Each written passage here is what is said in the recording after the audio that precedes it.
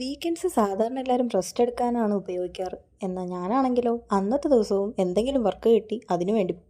അപ്പം ഞാൻ ഈ ഞായറാഴ്ച ദിവസമൊക്കെ ഹോസ്റ്റിംഗ് വർക്കിന് പോകാറുണ്ട്. അപ്പോൾ ഇന്നത്തെ ദിവസം ആലുവയിലെ ഇറാം കൺവെൻഷൻ സെൻറ്ററിലാണ് വർക്ക് വരുന്നത്. കോസ്റ്റ്യൂമൊക്കെ അവർ തന്നെ നമുക്ക് പ്രൊവൈഡ് ചെയ്യും. അപ്പോൾ 10 മണിയാകുമ്പോഴത്തേക്ക് റെഡിയായി നിൽക്കാനാണ് അവർ പറഞ്ഞത്.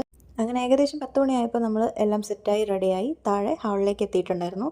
പക്ഷേ ഓഡിറ്റോറിയത്തിൽ ആരും വന്നിട്ടുണ്ടായിരുന്നില്ല. അവിടെ എല്ലാം റെഡിയായിരുന്നു. ഇനി ഗസ്റ്റ് വന്നാൽ മതി. അപ്പോൾ നമ്മൾ കുറച്ച് നേരം അവിടെ റെസ്റ്റ് എടുത്തു. ശേഷം ജ്യൂസ് റെഡി ആയിട്ടുണ്ടായിരുന്നു. അപ്പോൾ നേരെ തന്നെ ജ്യൂസ് കുടിക്കാനായിട്ട് പോയി. അങ്ങനെ നമ്മുടെ ബ്രൈഡിൻ്റെ ഗ്രൂമിൻ്റെ എൻട്രി ആയിട്ടുണ്ടായിരുന്നു. ഇത് അത്യാവശ്യം ഓർത്തഡോക്സ് ഫാമിലിയാണ്, അതുകൊണ്ട് തന്നെ ഫംഗ്ഷൻസൊക്കെ വളരെ കുറവായിരുന്നു.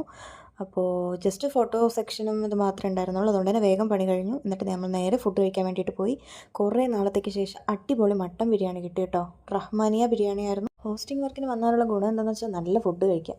പക്ഷെ ചില സമയത്ത് ഫുഡ് കിട്ടാതെയും വരാറുണ്ടായിരുന്നു.